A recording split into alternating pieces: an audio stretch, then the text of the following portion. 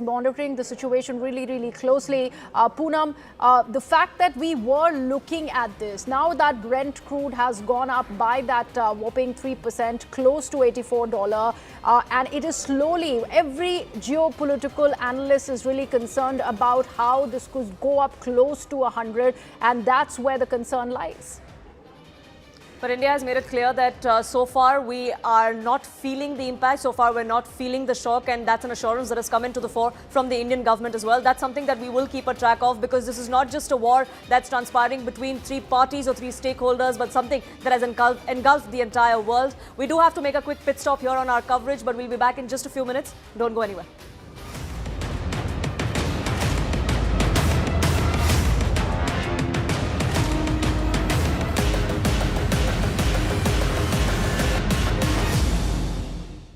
Increasing quantity of Iranian missiles and so on could better be addressed to our Israeli friend.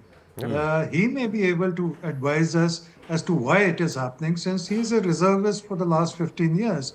As far as I am concerned, I think Iranian moves, as also perhaps Israeli moves, have been very calculated. It is not as if Iran, at least, is not going in for carpet bombing or mindless destructions. Its targets are selected very carefully. Right. Maybe it is finished with the first attacks it had on the US assets in the Gulf region.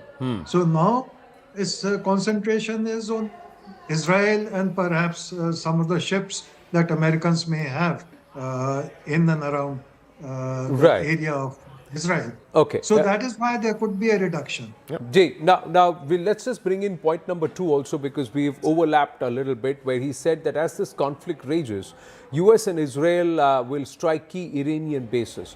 But what will their targets be today? What will they focus on today? So Tom, let's start with you, because clearly the Israelis are moving in.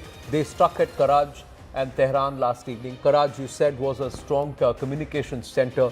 All of not only communication center, major military base. Military you have several military, missile garrisons, if you like, around the city, plus a major radar station atop of the hill above Karaj. So it is obvious that they are trying to de facto, establish themselves a corridor towards Tehran in order to have it easier to reach the city with their airstrikes. That's why they have to neutralize as much as possible of Iranian air defenses and other military assets in the Karaj area. Increasing quantity of Iranian missiles and so on could better be addressed to our Israeli friend. He may be able to advise us as to why it is happening, since he is a reservist for the last 15 years. As far as I am concerned, I think Iranian moves, as also perhaps Israeli moves, have been very calculated. It is not as if Iran, at least, is not going in for carpet bombing or mindless destructions. Its targets are selected very carefully. Right. Maybe it is finished with the first attacks it had on the US assets in the Gulf region. So now its concentration is on Israel and perhaps some of the ships that Americans may have in and around the area of Israel. Okay. So that is why there could be a reduction. Jay, now let's just bring in point number 2 also, because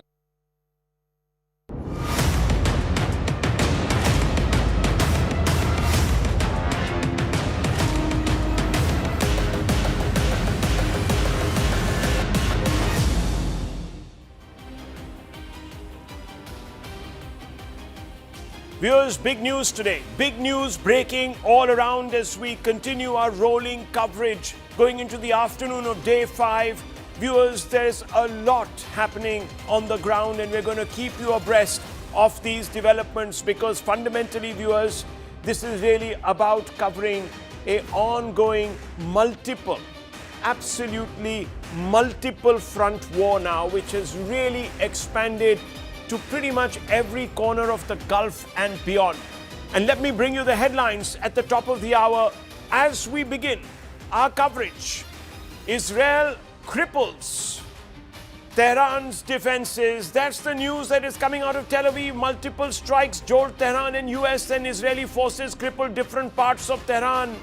As they were targeted by US-Israeli forces, Israel uses precision bombs to target Iranian defenses, and that's the big story of the moment. It's not one way, and we've been telling you the Iranians have been quite resilient. The Iranian strikes US military, communications, radar and satellite infrastructure across the Middle East.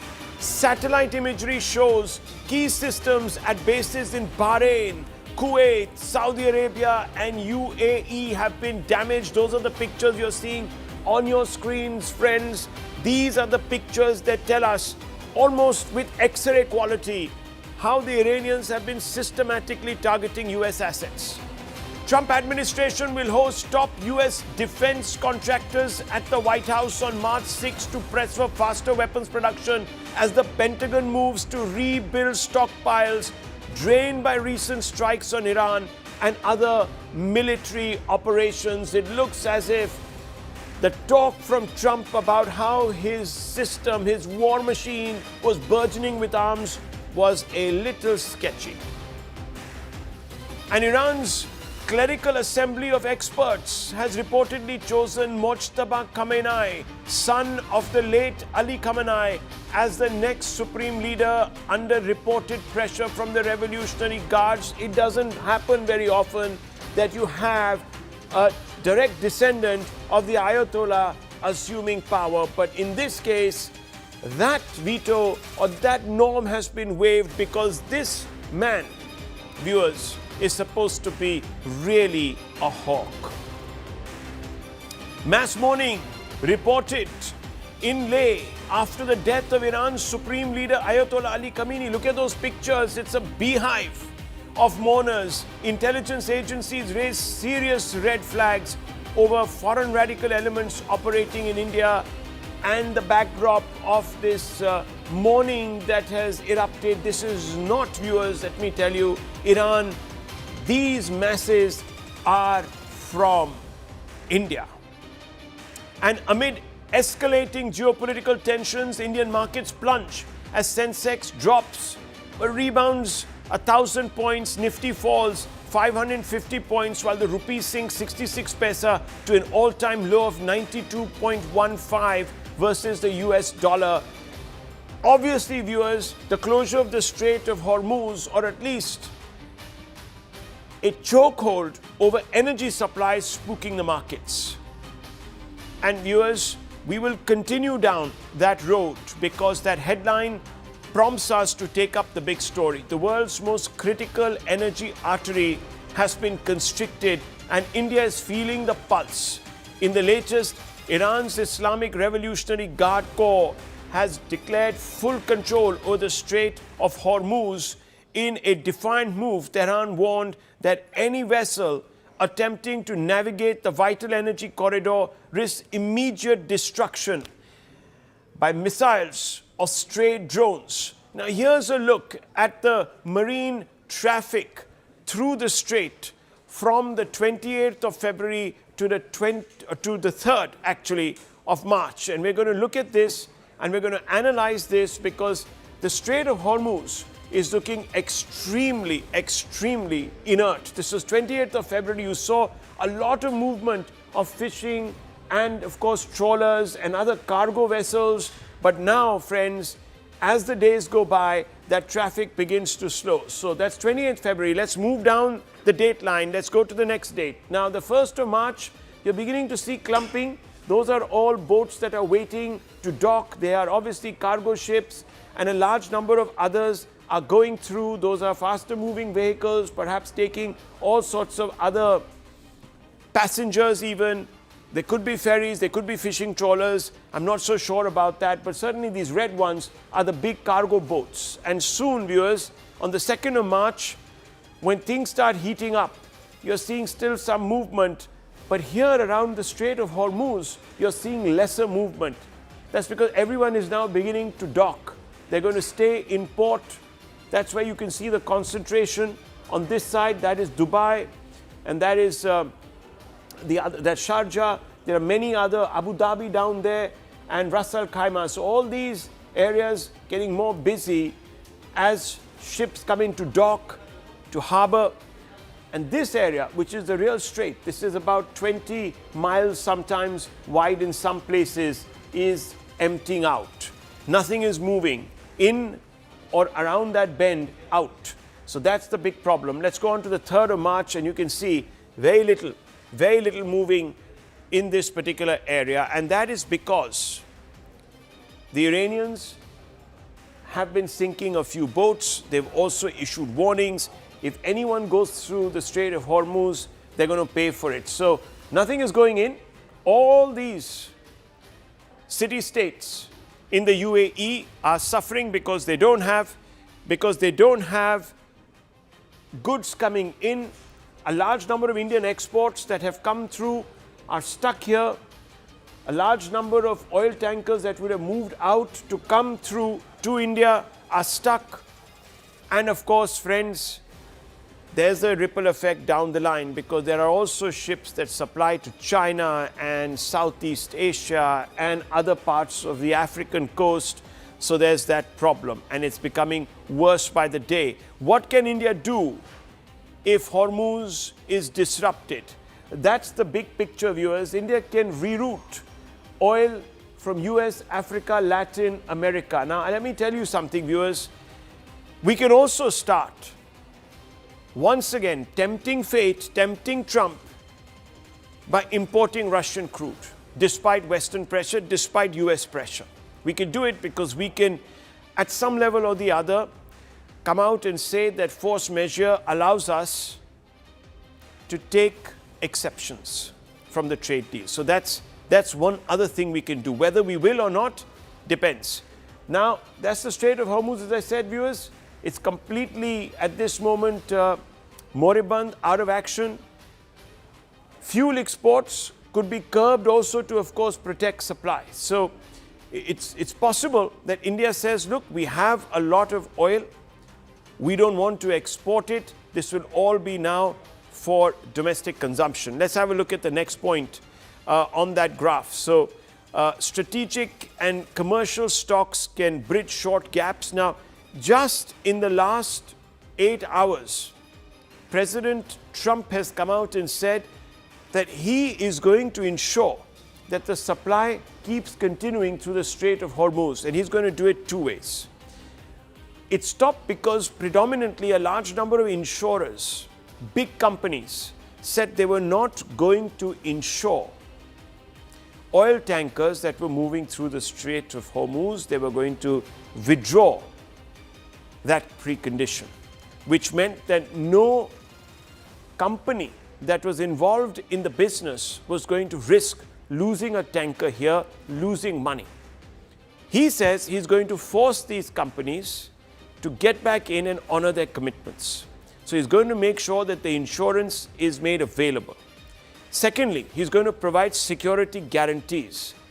He's made it very clear that there will be boats of the US military, the US Navy, that will accompany some of these big ships in order to ensure that there is no disruption and the Strait of Hormuz remains open, so the world's energy, the world's trade is not choked. Near-term risk is a price spike, not a shortage, so that oil will continue to flow. We'll find different ways, but it might be costlier. And that could nudge up inflation. Right now, it's well below the RBI mandated 4%. It's at about 2.4, 2.6%, viewers, but that could start nudging up. Luckily, India has enough supplies for the next 8 weeks. That's what the ministry has told us. The Ministry of Oil has told us. So we don't have reasons to be worried. For example, in Thailand, viewers, the government there has decided to freeze prices at the pump. They'll give a subsidy because they don't want a situation where those prices increase. So you can see how the map has changed through the Strait of Hormuz. Slowly and steadily, the ships stopped passing this particular area. And now you have a problem. So let me just go across to Lim Pamiers, who joins us, I-24 host. Remember, viewers, we're doing these joint broadcasts with our collaborators from Tel Aviv to get a sense of where things are. Tom Cooper, military analyst, the best in the business, is also here with us in the Noida studio. Azriel Bermont, senior researcher of the Institute of International Relations, Prague. Dr. Anand Ranganathan, Daniel Carmon, former Israeli ambassador to India, will also be joining us. But let me begin with you first, Lynn. First of all, let me just ask you simple and off the bat. I hope you're safe. I hope people you know are safe. And Israel and Tel Aviv are safe. Well, thank you very much for having me, first of all, and namaste, Bhagat. So here in Tel Aviv, I have to say everything is very quiet, actually. The Home Front Command has issued the guidelines for here. That means no events, no gatherings, not working at any offices. The streets of Tel Aviv are quiet. The shops are closed, restaurants are closed. There's some coffee shops that are open. But also there's not a lot of people here on the streets. There are also not a lot of people out and about. A lot of people have left also Tel Aviv to seek shelter elsewhere in the country. These guidelines will remain in place until March 7 at least, and then they will reevaluate. But also siren-wise, it has been very quiet. The last siren was last night at 11:20 p.m. And I have to say that was just one ballistic missile coming from Iran. Now, I was also here during the last Iran war in June of last year, 2025. And that was such a difference. Like every night we had to go up 3-4 times to go to the shelter. Also during the day we had to take shelter, and this time it's completely different. There's a long pause, there's way more lulls, the barrages are not as big as they used to be, and that's also a testimony to the US and the Israeli capacity and the military operation that they are carrying out in Iran. The US has said that it has struck over 2,000 targets since the beginning of the war. They have destroyed 17 ships. Israel has said that it has destroyed 300 missile launchers in Iran. So also this is part of the reason why we don't see so many rockets being launched at Israel right now. And they have said that they have dropped 4,000 bombs on Iran since the beginning of the war, which is a huge number because that is that's more already than they have put in during the June 2025 war, the 12-day war of last year. So it's a big military operation. And that also means that we are getting, thankfully, a good night's sleep over here in Tel Aviv. Okay, because we're getting reports from our CNN international affiliate. Reporters there seem to suggest that the sirens are going off quite regularly. So that's very different from what you're telling us, Lynn. Now, one of the reasons why, are you suggesting that your air defenses are working well and the threat remains, or is just the threat now not manifesting itself in a way that it was earlier, i.e., the capacities for Iran to launch weapons has diminished? Is that what you're saying? What exactly are you saying here? I think it's multiple. I think the Iran's capacities have diminished significantly since the beginning of the war. Also because it is a joint operation. There's so much intelligence on the ground from the US and from Israel, and they're both very strong armies. So they have been launching and launching and launching. Also, now we're seeing strikes across the country. Also last night, overnight, there were strikes across the country. They are going hard. They are going after the nuclear sites against the military capabilities of the Islamic Republic. Also, the air defense system here is very successful. Last year, there was way more damage than there is now. And as far as the sirens go, here in Tel Aviv, for now, there hasn't been a siren for over 12 hours. Also, sirens go off sometimes, and then it's a big area, so you don't get struck necessarily because the air defense system doesn't really know where the missile will land eventually. So that means the sirens might go off here in Tel Aviv, but it also can go off in Jerusalem, and then it's a bigger area that is being covered. So just to be safe, you still get a warning, you still be advised to be near a shelter, but it doesn't mean it necessarily lands in your area. And as said, I think there's a lot of there's a big difference also towards as how many missiles they are firing against us. Last year it was 500 missiles here at Israel, and since the beginning of the war, we're now at day 5. It has been diminished significantly. So I think overall it's a very successful operation. Also, unfortunately, of course, there have been 11 people killed here in Israel. Last war it was 26 people in total. But there's not been a lot of damages reported. There's not been a lot of severe injuries reported. Not a lot of hits.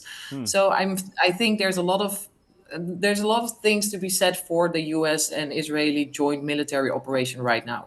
Okay, thank you very much, Lynn Plamier, for joining us. That's our co-host, so to speak, in this joint broadcast that was speaking to us. We'll, of course, connect later in the day with our co-hosts. Our joint broadcast will continue.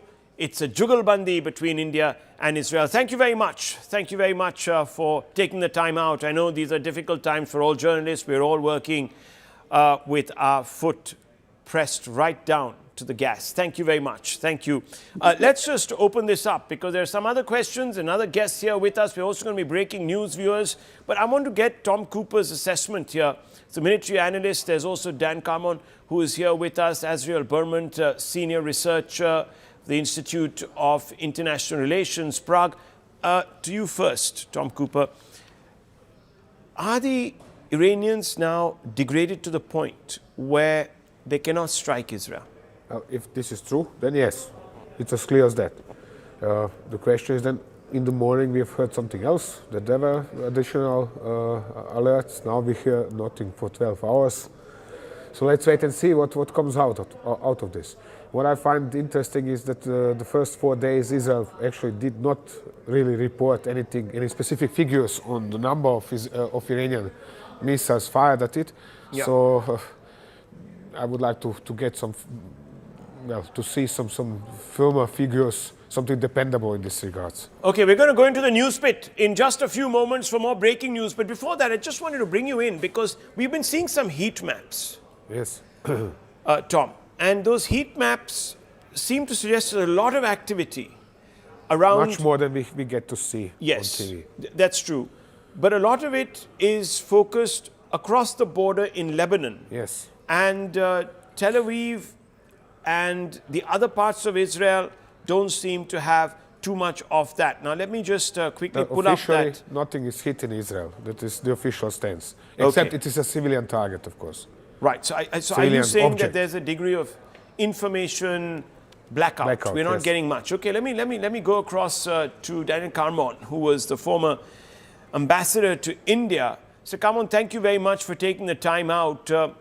What's really it like on the ground in Israel? Has it done very well to defend itself? Or have the Iranians, their capacities diminished remarkably? Well, first of all, if I may refer to what Mr. Cooper has asked for, I think there is a policy as a lessons learned from previous events, a policy of not giving out numbers. Oh. So probably we will all be frustrated by the fact that we don't know the numbers, but it's on purpose. I agree perfectly with what your colleague has said about the situation as we feel it, and there is a lowering of intensity of firing of missiles and drones from Iran, but I wouldn't take it as something, a done deal. I would continue, and I know that our authorities and the air defense is very much alert, continues to be alert. I wouldn't say that it's over. We all know when it's over, not now, not yet. Okay. They probably have been weakened in their capabilities because of the U.S. Israeli attacks on the launching facilities, on the nuclear development facilities, on the ballistic missiles production and production sites. All this, of course, influences the fact that we feel a lowering of the intensity of firing us, but it can happen any minute. And I'd like to add another element. The other element is that the Iranians are diverting their efforts towards their Arab neighbors. Right. And we've seen, I think that the UAE and maybe one other country are suffering more damage and more because they don't have air defense, but also because they have been hit so many times in the last couple of days. And I think this is one of the breaking news I will talk about. The internationalization of this conflict and the fact that it has become regional. Okay, so are you suggesting that there is, and I just want to go across to this big screen behind me so that I can actually pull up a particular map that has been put out by Flight Radar. So can we put out that map by Flight Radar, because I'm not very conversant with how to use this device. So if someone could help me here.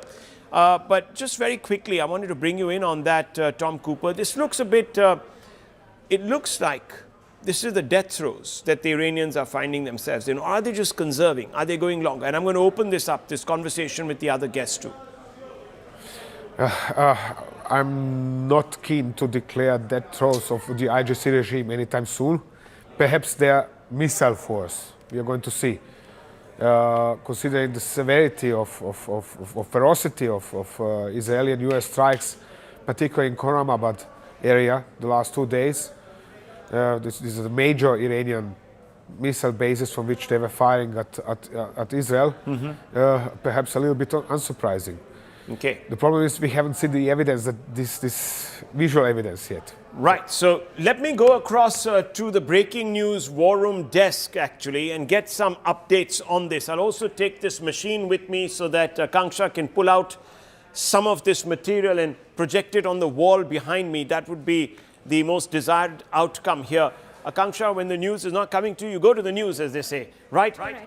So the biggest news that we are catching in right now from Iran is that the farewell ceremony of the Ayatollah Khamenei has in fact been postponed. We are not being told in terms of what the exact reason is, but the situation remains on tenterhooks in Iran, and perhaps the renewed, say, a barrage of missiles that are being directed by the IDF at the moment, and especially in Tehran, as we can see, not just the IRGC headquarters, but even the judiciary complex has been targeted today. So right now the situation in Tehran is extremely volatile, it remains extremely fragile, and perhaps that's why the overall prayer service that was supposed to take place in Tehran's prayer hall of the Ayatollah's funeral ceremony has been postponed. That is fascinating. Does that suggest that perhaps there are differences, or maybe there is genuine concern that this particular ceremony could be targeted? What's the official reason? Absolutely, because even as we speak, we all are aware that the Ayatollah's son has been appointed as the heir to be the next Ayatollah. And remember, that in itself is breaking away off the protocol. And Israel's defense minister, Israel Katz, has already issued a statement that anybody who will continue with that belief or that line of succession, which is targeting Israel and the United States, will be also eliminated. So remember, if it is Tehran's prayer hall where the Ayatollah's prayer service is going to take place, his son is bound to be there. Yes. So for all you know, this could have been a strategic decision by the IRGC to postpone the prayer only to keep Ayatollah Murtaza safe and away from any kind of an attack. That's because the Israelis have come out and said very clearly that they're going to actually strike even the successor. They're not going to spare anyone. So no one is safe. So thank you very much. Let me just go straight back to the wall here, because this is an important map here once again. This is the airspace, Tom, over Dubai. Talk us through this a little bit. So there are very few intermittent flights coming to Dubai. You have this area, which looks as if it's the... what does this look like to me? This is the Persian Gulf. This is the Gulf? Persian Gulf, yes. Strait of Hormuz, Gulf of Oman. So now, this is the normal traffic to Dubai Airport. Okay. And from Dubai Airport. You can even see several aircraft. For example, I traveled from Dubai Airport via Iran, Pakistan, say to New Delhi.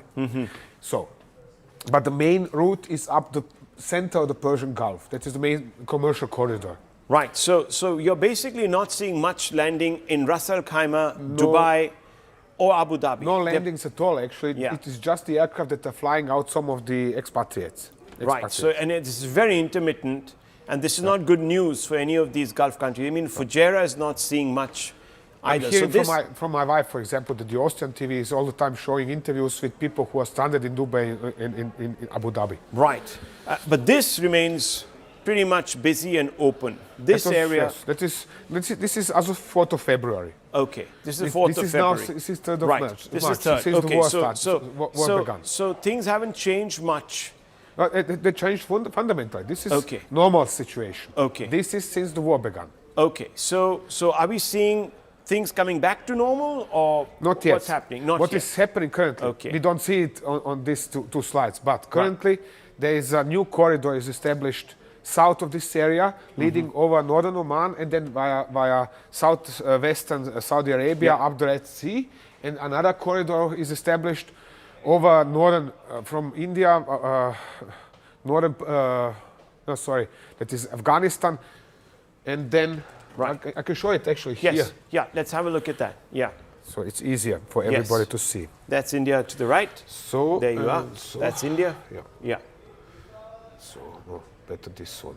One corridor is now leading over Oman, Saudi Arabia, and this way to Europe. Okay. Another corridor is leading from India to Tajikistan to Europe. Right. Okay. So it goes over the Black Sea, the Caspian, the Black Sea, and then goes into Europe. Okay. So those are the two corridors, and that's really how. But from Arab Emirates, presently only few aircraft from time to time are taking off and flying the expatriates out. There is a talk about airlines organizing air bridges to pick up more people. So the reason we're talking about this, and I want to go across to some of our guests now, the reason we are talking about this and these disruptions and all that is actually going on is because we know that there is an economic cost attached with war. And that's what I want to now talk about with Azriel Bermant, a senior researcher, Institute of International Relations, Prague, and Dr. Anand Ranganathan, of course. Let me bring you in, Mr. Bermant. How long can this war stretch on? And what will be the cost at the end of the day for some of these economies?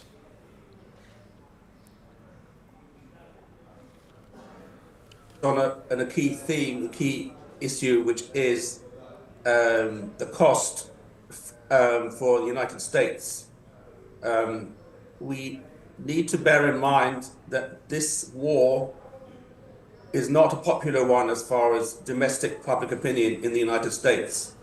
And the longer this war goes on, the greater the cost, possible potential costs.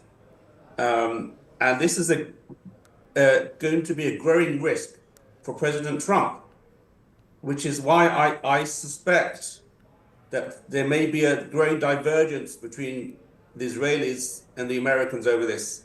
The more we would just before you were talking about the Straits of Hormuz, the fact that a third of the seaborne crude, the world's oil supplies, could be affected by the Iranian closure, the Straits of Hormuz. Not to mention also around 20% of liquefied natural gas. So there are huge potential costs here. I am increasingly skeptical whether the Trump administration will want to bear these risks going into the elections, the midterm elections in November. So I think there will be. I suspect over time the pressures will grow on the Americans to bring this to an end and declare some kind of victory now that the regime has been significantly weakened and there's very much fighting a war of survival. Let me bring in Ryan Amiri, who is an Iranian activist. Ryan Amiri, thank you very much for joining us. I want to ask you a couple of straightforward questions here.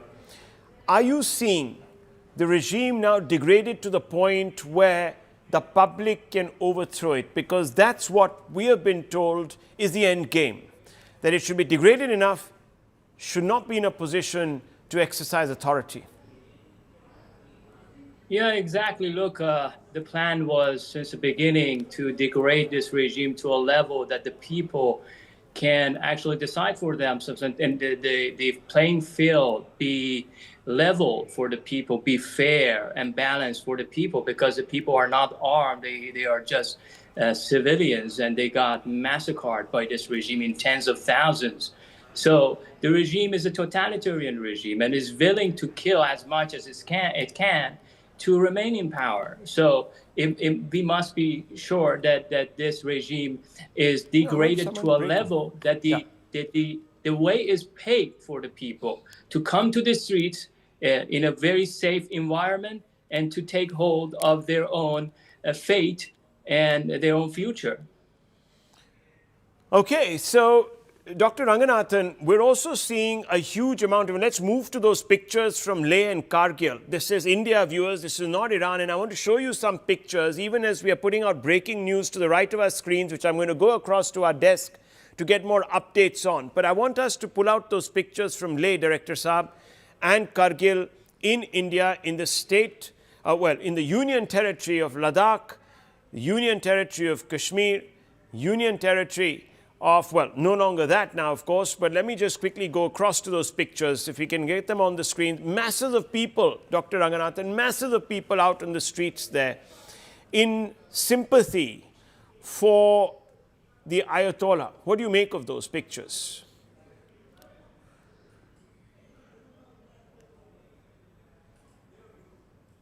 I can't hear you, Doctor. I think you might be on mute. Yeah.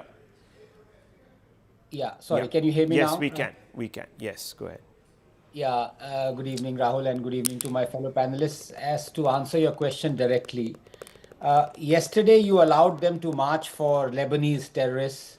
Today you are allowing them to march for Iranian terrorists. Tomorrow you will allow them to march for Indian terrorists. It is not the people who are marching that I have objection with. It is our Indian state that is allowing these people to march and express solidarity or mourn a person who murdered tens of thousands of his own people as late as a month ago. It is unprecedented. And the fact of the matter is that it's not just that he was cruel and barbaric towards his own people. The same Indians who were marching in their tens of thousands to express solidarity and mourn him, he called India an oppressor state. In fact, during Operation Sindoor, when we had a war with Pakistan, only two nations supported us. Iran did not. Those two nations were Taiwan and Israel. Iran has never helped us whenever we needed help. It's always Israel that has come to our help, be it 1971 when most of our so-called Arab friends ditched us for Pakistan. It was Israel that helped us. Then again in Kargil, despite US sanctions on us, it was Israel that came forward and gave us laser-guided ammunition that turned the tide of the war. So this is something that is the purely the doing of the Indian state, that it is, I don't know, maybe weak or cowardly that it's allowing this to happen. Secondly, why on earth should a man who is an oppressor, a tyrant, be spiritual leader for tens of thousands of Indians? If at all the Shias need a spiritual leader, let it be Al-Sistani, who is a 95-year-old, very moderate person, a political leader, who talks about spirituality and Islam, who's based in Iraq, in Najaf. So I think the Indians have got it completely the wrong way around, and the Indian state, in having not communicated to them that they are doing the wrong thing, has also got it wrong. Let me bring in Ryan Amiri, the Iranian activist. Ryan Amiri, we're also seeing a large number of people out on the streets in Tehran, in fact, mourning the passing of the Ayatollah. Are these spontaneous or are these forced? What's happening there? Because if this was supposed to be a war about ensuring that the popular masses would rise up against the regime, that doesn't seem to be happening. Those pictures are coming from... the same kind of pictures are coming from Tehran too. Look, these people are, in fact, not organic people. They are. This is the entire funeral ceremony is a stage. These people are plainclothes IRGC agents that are paid by the regime to take to the streets. They feel safe because they have the regime supporting them. They have the safety, but the Iranian people don't have that safety and that luxury to come, because they know if they do that and come to the streets and celebrate, they're gonna get shot dead en masse. The playing field is not even for the Iranian people to take to the streets yet. So we must make sure that the playing field is even, is fair. The regime agents, the IRGC plainclothes, with their family members, with their children, of course they're going to take to the streets. Look, IRGC has hundreds of thousands of agents. And imagine the number of their family members. So these people exist. But Iran has 90 million population, which recently, more than 50 days ago, millions of people took to the streets en masse, as you saw with the videos, en masse. They took to the streets despite the fact they knew that the regime would have shot at them, which did. Okay, so you're saying that these are some sort of paid, sponsored protests. They are not organic. They're not organic. Okay, Doctor, you're raising your hand, and Tom Cooper wants to come in with his own view on this. I don't want him to comment on the politics here in India, but I would like him to speak a little bit about what's happening in Tehran. Yes. A couple of points here. While Israel might want the regime to change in Iran for political reasons, justifiably so, I think the people of Iran want the regime to change for moral and ethical reasons. These are tyrants and barbarians. And what worries me is that I remember being a child of the 70s and the 80s, and of course in the 90s, I remember very vividly the Gulf War. And, very quickly, within a month's time, the Western allies had complete air and defense superiority over Iraq. They could do as they wished. But did they change the regime? No. For the next 15 years, Saddam Hussein continued to torment his own people. So this is what worries me, that you will lead a situation, Israel and America, where you may get Iran to come to the table, but then it would be status quo and the people of Iran would continue to suffer under this more brutal regime. It might be more brutal now. Okay, more brutal now, he says. Very quickly, Tom Cooper, before I bring in my colleague Ayushman with some big breaking news. Yes. The problem is precisely the nature of the Iranian regime, which is preventing us from knowing exactly how many of what Iranians are pro or contra whom. And we can only guess. We can say, oh yes, so and so many Iranians are pro and so many. I'm getting messages from Iranians all the time because I'm in touch with them for 30 years or something. Some are pro, others are contra.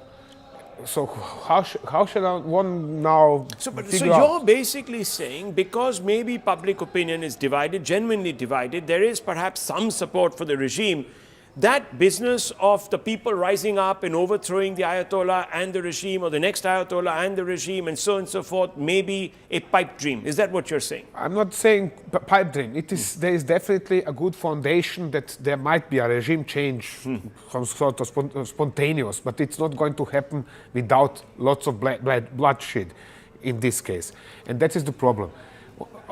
The IRGC is not going to give up just like that because they control too much and they have too much to lose.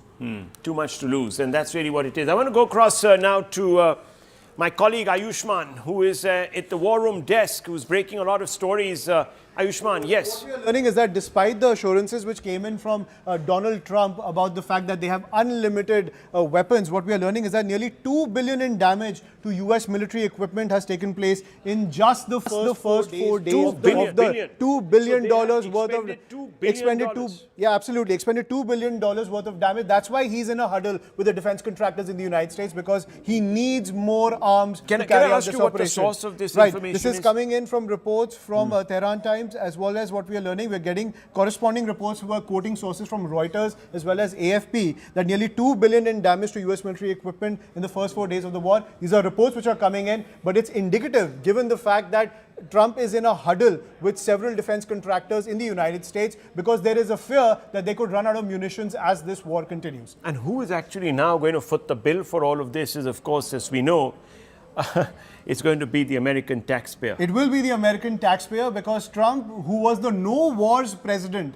has now pushed the United States into this conflict zone, and it's only come with me. Let's go across to rise. Tom Cooper and get a sense of what military equipment is being actually used by the Americans to prosecute this war against Iran that they need to suddenly replenish. Tom, can you talk us through a little bit about the kind of arms that are being used by the Americans, which they now suddenly find they don't have many more of? What's happening here? If you permit me to move over to the map, it's a little bit easier also for readers' orientation. Yes. Okay. So, here in major base for American operation against Iran in this case is here in Jordan. This is more of a Assalti air base from which they are operating their F-15s. Muwafaq Assalti. Okay. After Jordanian Hunter pilot that was shot down and killed in war, actually in an air combat with the Israelis in 1966. So this is from where they are flying most of their airstrikes across Iraq into Iran. Right. Israelis, of course, are following the same route. Most of aircraft deployed are F-15s or diverse variants of F-15s and also F-16s. Above Iraq, about southern Syria and about eastern Jordan, they are supported by tanker aircraft like KC-46, KC-10, KC-135, and so on. So this is the principle of what they are deploying. And this gives them range, basically. This gives them range, yes. Right. Now, there is a fundamental difference between how the Israelis operate over Iran and how the Americans operate over Iran. Israelis are firing these long-range air-launched ballistic missiles, for example, or weapons like Icebreaker or Delilah, which they are releasing over 200 kilometers range. Where would that be to from? strike, well, mostly from this area now. I see. So they began over central Iraq. Meanwhile, they have moved it up to the border. So are you saying that they fly aircraft up till here?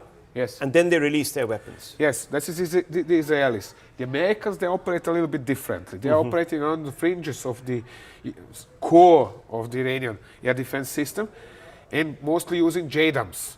These are more or less free-fall bombs, but they have GPS assistance. So they are quite precise, no doubt about this.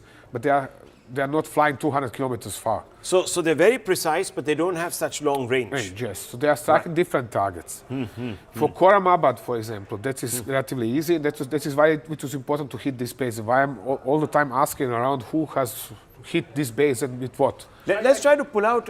Let's just try to pull out the map of Iran and the areas that have been hit on the wall, so we can have a look at some of those targets. But yes, you were going to ask a question. We've got some more breaking news that's coming in, where the International Atomic Energy Agency has stated that based on the analysis of latest available satellite imagery, the IAEA sees no damage to facilities containing nuclear material in Iran, and therefore no radiological release risk at this time. They've also said near Isfahan nuclear site, the damage is visible at 2 buildings, no additional impact detected at Natanz, and previously reported damage at entrances and no impact at other nuclear sites, including Bushehr as well as NPP. So that's a big relief. That's a big relief. It's a big relief. Huge relief. Yes, it's a huge relief because there were apprehensions that there might have been actually strikes that might have hit some of those cores.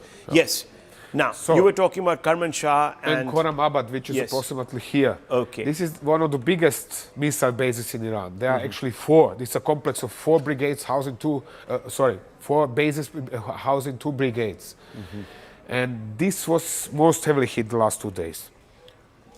So these are being hit by JDAMs?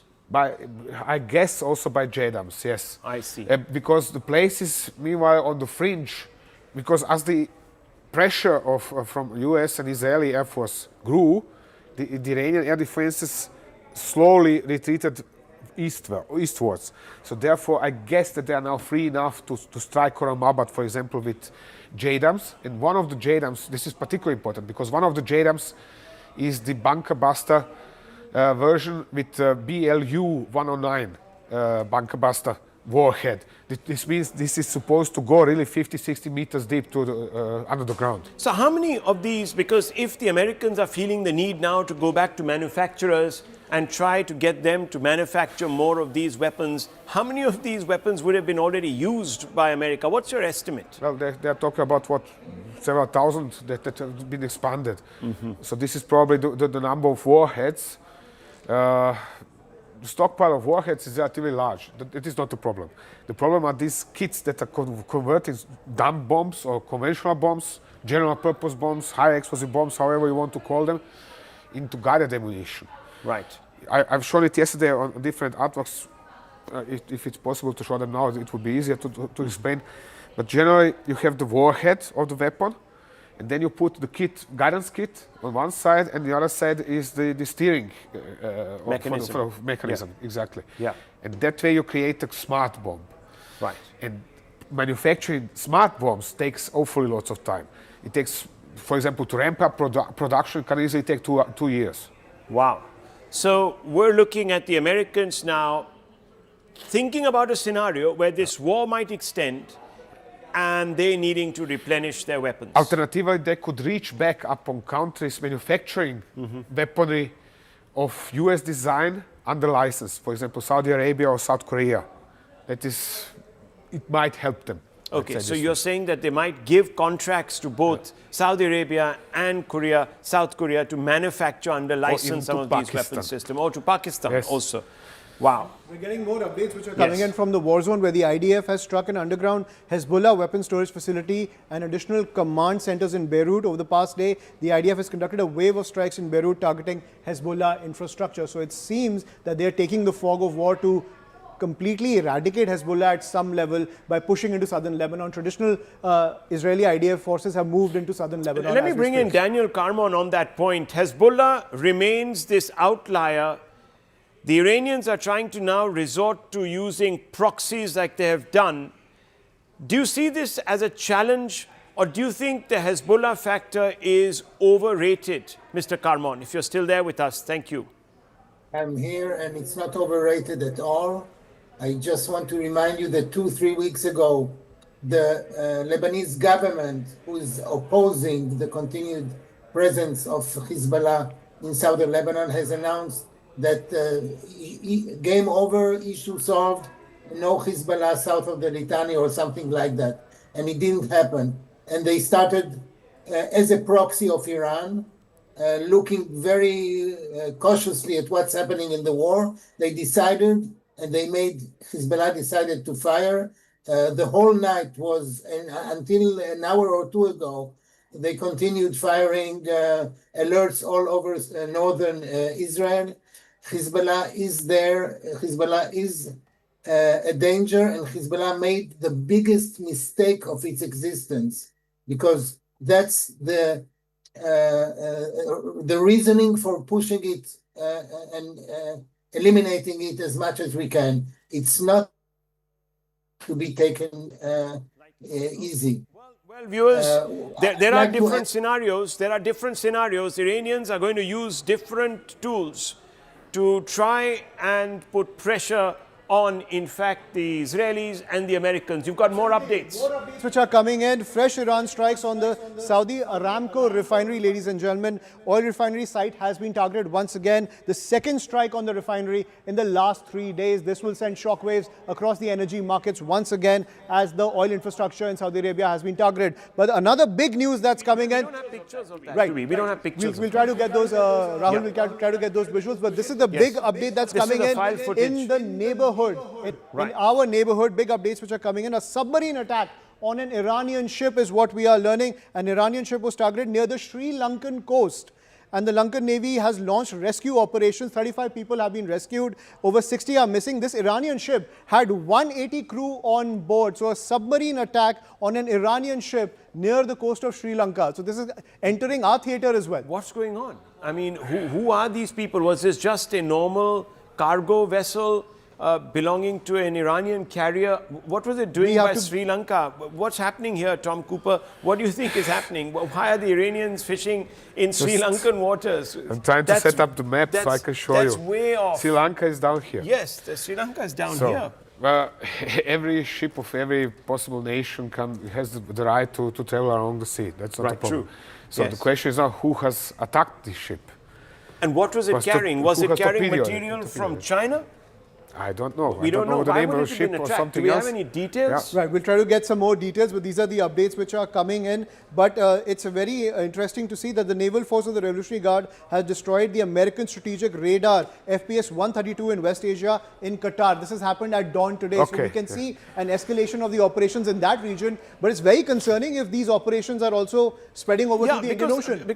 So do we know? They're claiming the destruction of this radar since the first day.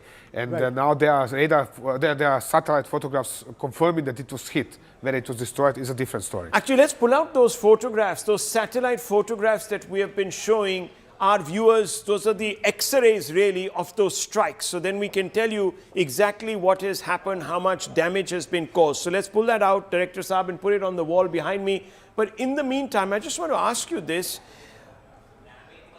What and who has targeted this Iranian vessel? Do we know? Whose submarine is it? Is it the American submarine? Is it a British submarine? Is it an Indian submarine?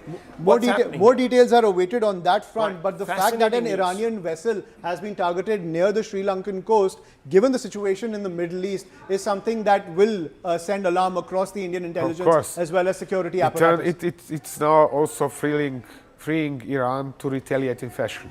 And it still has submarines. This Iranian ship had 180 crew on board, 35 people have been rescued. The Lankan Navy has launched those rescue operations. We'll get more details as more and more updates coming in on this. I've been reading about that, but there's such little clarity on what went down there, because why would somebody target a vessel with 180 people?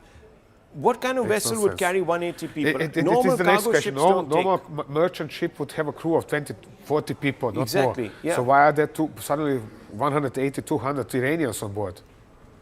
But could there be stealth operations underway from the US and Israeli forces? Of course it could be, on especially the naval USA. front in this area? Especially USA. I'm not entirely sure if Israeli submarines can reach this far, because they are not nuclear propelled. But in any case, where would they have come from? They would have had to come through here, I suppose. No, Iranian ship from here. No, the Israeli ships. Israeli ship would actually have to travel around the entire, at least in order to remain undetected, around entire Africa. It's possible to do. You can send a supply ship, refuel it underway, and so on and so on. But it is extremely exhausting for the crew, also because it would mostly have to operate in very hot waters. Which is particularly exhausting for submarine crew, because on a conventionally powered submarine, the air conditioning is simply not strong enough. And we're getting more information. This is from Al Jazeera, where bodies have been recovered from the Iranian. It's a frigate. It's not some cargo. It's a frigate. It was a warship. It's a warship near the Sri Lankan coast, and bodies have been recovered. What is an Iranian warship doing near the waters of Sri Lanka? Is there a base that the Americans have? I mean, that is really a good question. What was he doing over there? Because Iranian warships did make cruises up to Syria, for example, or Gulf of Aden. They're regularly here also because of piracy patrols and so on. So no question about this. But what was he doing near Sri Lanka? That is outside of my capability to explain. That is an interesting twist. And let's have a look at those other things that we're wanting to show you, these maps, these X-rays. What are we seeing here? This is US Navy's 5th Fleet, headquarters in Bahrain. So what exactly does all this represent? Well, this is simply Iranian retaliation strikes. They have coordinates, GPS coordinates, they enter them into the UAVs and send them away. Where the UAV then hits 2 meters to the left or to the right, nobody cares. 20 meters to the right, nobody cares. What kind of vessels would have been here at these at the headquarters in Bahrain of the 5th Fleet? Usually there would be a command ship of the 5th Fleet, which is a rebuilt amphibious assault vessel. So a huge ship with lots of space, lots of communication antennas on top, and all the staff would be on board of it. Right, that's very interesting. Now, this is the Al Udeid Air Base in Qatar. Yes. And we are seeing some destruction there. If you look behind you, you can even see a clearer image. There it is. What are we seeing here? What's happened? What is this? I have to zoom out myself a little bit. Have a look behind you, Tom. You can get a better sense on what you're seeing also, because it's a clearer, less pixelated image. Yeah. This is something I'm not sure what it is. It's a lot of scarring on the ground. Like containers or buildings that have been hit. So, but it is no There's no aircraft. hardened aircraft shelter or something of that kind. Right. So this is maybe a communications radar or something. Could be anything. Or headquarters right. as well. Yes. And then there's the camp Arif Jan, Kuwait, and you can see some of these round things that have been punctured. What could be these? Because that storage. Would be theoretically petroleum or something similar storage facility. Yes. Definitely some kind of storage facility because of the construction. But what exactly was there hit? That is also hard to gauge. Something was hit and something burned out. And let's have a look at the airbase in Kuwait, because that made a lot of news. This is the Ali Al Salem airbase in Kuwait. There's a radome, there's a satellite dish, there's damaged structures. What are we looking at If you freeze this for a moment, please. Yes, freeze this for a moment. Yeah, okay. Point is this. Radome like this is usually used for satellite navigation, to cover antennas for satellite navigation. Here is one in free. Yeah. These are usually sun shelters. They are protecting equipment from the heat of the sun. I see. What happened at this base, as far as I'm informed, is that the local Patriot battery fired at the incoming Iranian missiles or UAVs, and one of the Patriots misfired or malfunctioned shortly after the start, and then hit a container with command and control facilities, but outside of the base, and killed 6 troops and injured several others. And that's why we've had... It might be that this was somewhere, that some of this damage was caused to similar cases, but because there's quite a number, I've seen quite a number of videos showing Patriots failing upon launch. Okay, let's have a look at the next one. That's another very interesting visual. This is the Prince Sultan Air Base in Saudi Arabia. What are we seeing here? There's another radome. These are sun shelters, usually used to cover equipment. For example, tractors that are moving aircrafts around, tractors that are moving trolleys with weaponry. They're all stored under such sun shelters. So why wouldn't they have gone and attacked maybe some of the aircrafts? Again, they would like to hit aircraft. That would be a prize for the Iranians. But they have nothing else but the coordinates, and whether the missile or the UAV then eventually really hits the sun shelter with aircraft, or this is probably a maintenance hangar or even the shelter for quick readiness alert aircraft, that's a different story. It happens next to never. We've seen, when was that? A year or so ago, when the Iranians hit the Al-Assad air base, US operated in Iraq, they have hit actually shelters with UAVs inside. Well, we're going to look at more of those pictures, but time now for Take 3, viewers, and we're going to take a very quick break, I think, just about 3 minutes, and we're going to open up onto Take 3, where we'll have Tom with us, and of course we'll have Anand and myself, and we're going to talk a little bit about where this war is headed and how close are we to resolution. We'll take a very short break.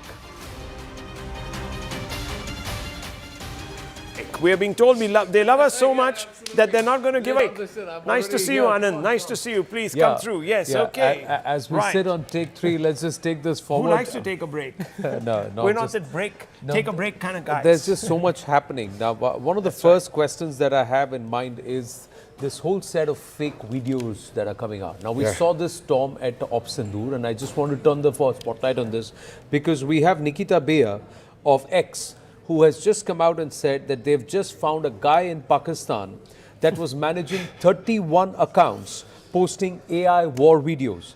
All were hacked, and the usernames were changed on the 27th of February to, quote, Iran War Monitor or some derivative. Now, we are getting much faster at detecting this and also eliminating the incentive to do such stuff. But 27th of February till the 4th of March is a lot of time to spread misinformation. Why are social media platforms not cracking down on AI videos? Because these videos, when they do the rounds, they spread a narrative which is not the right one, or which is perhaps deviating from the actual what's happening. Very simple question, very simple answer.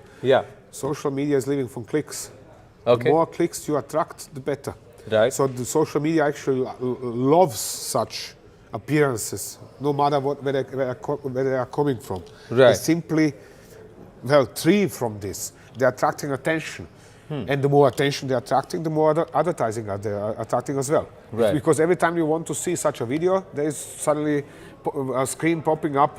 Oh, look at this hair shampoo or look at this car or look at that or whatever else. So Right. advertising. Right. But then there can be some mechanism where these software giants and these big tech, especially if you look at Facebook, Instagram, and also X, they can make sure that what is AI generated or not, or they can make it mandatory for users to very clearly put a disclaimer, this is AI generated and this is not. Well, you have, for example, bodies like European Union where the parliament is attempting to enforce such laws, but it's extremely hard because the social media platforms, which are immensely rich nowadays, have it easy to lobby and to defend themselves with lawyers and so on and prevent such laws or such decisions to be taken from being taken. But imagine what the damage that these fake videos can do closer home, Rahul, because there is a huge Shia population here. There are huge congregations that are happening. There is mourning that is happening, and any of these videos which are misdirected, which are wrong, anything can instigate them to do any action. It can work the other way. There is a significant population of Jews and Parsis also in our country. So both are following the war from their own vantage points. And at that time, when platforms like X, platforms like Facebook, platforms like Instagram, etc., do not put a curb on these kind of doctored videos, AI-generated videos, it causes a serious problem for us socially. Yeah, I mean it does, but it's probably also very difficult to constantly monitor. There's so much coming out by content creators all the time. A lot of it just keeps coming through. It probably becomes very difficult and overwhelming, especially in times such as these. But fundamentally, I think you're absolutely right. When they're used as part of PSYOPs, it does become problematic, because we saw that during Operation Sindoor, and we had, of course, many fact checkers in-house here at CNN News 18.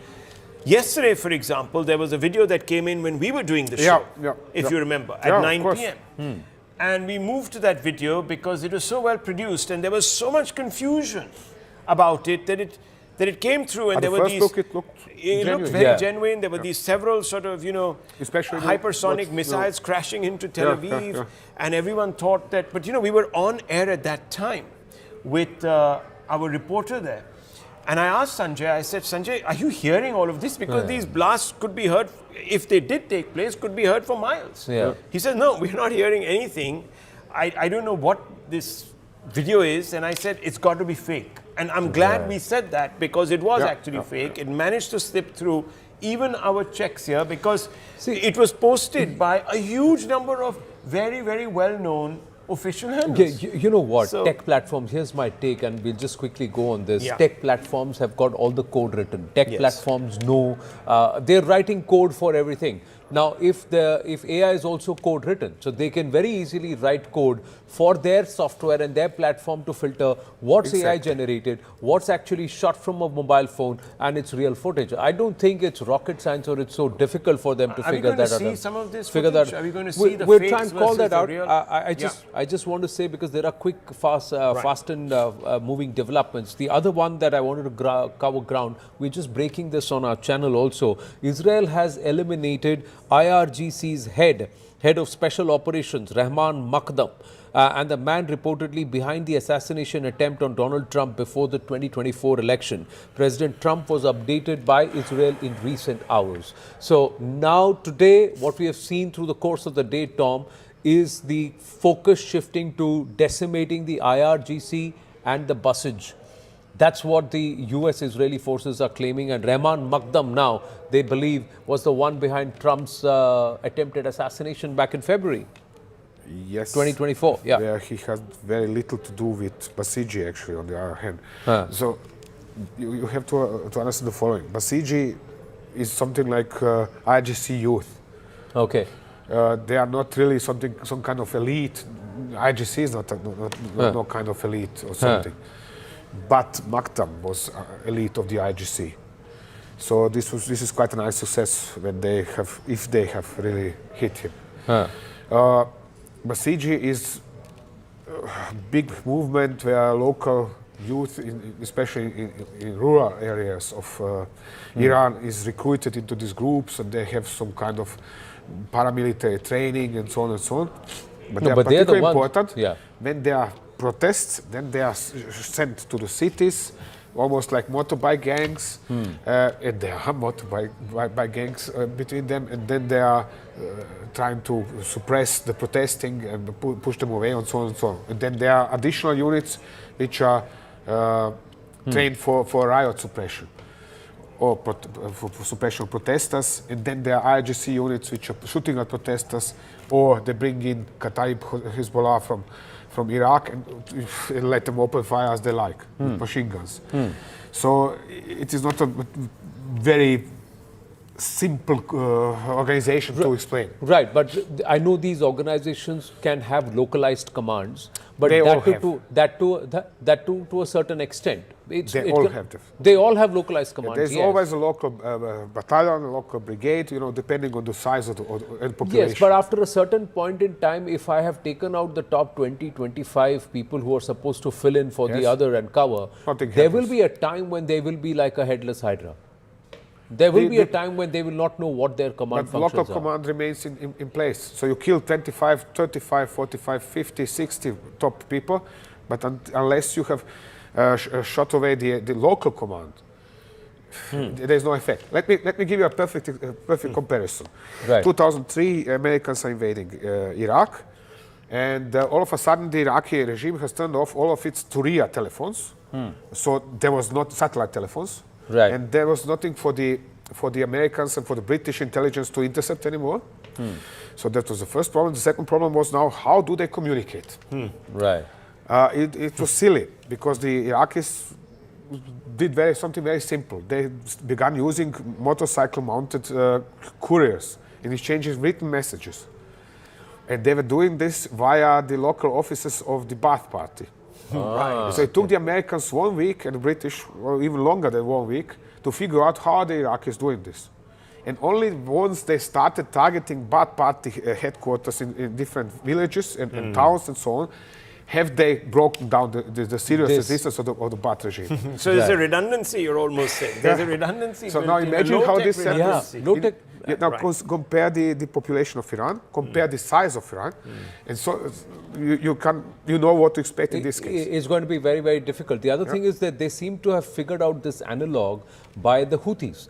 The Houthis seem to have taught back, it's like reverse engineering to the IRGC and the Basij and these guys, how to work in an analog mode when your digital communications could fail. The Houthis, my gentlemen, are a nightmare for people like me to study because they are decentralized to the degree where you could name them individual armed forces of Yemen.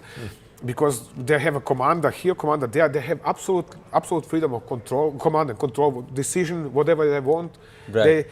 Very often while the war was going on in 2015, 16, 17, so the Arab alliance attempted to attack them. What they would do would to mine the road, surrounded, especially in some pass.